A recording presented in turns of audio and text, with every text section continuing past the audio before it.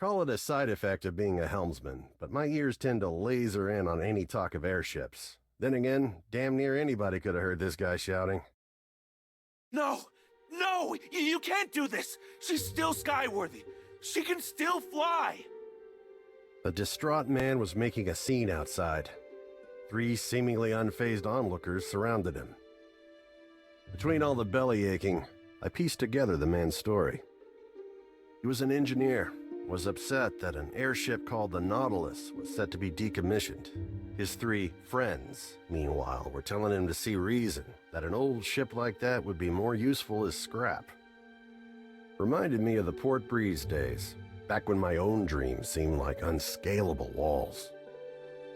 The 3 onlookers were a young helmsman, a young mechanic, and an older merchant. They presented a unified front against the engineer, countering each of his arguments threefold whenever he opened his mouth to protest. As much as I wanted to help the guy, the trio were speaking the truth.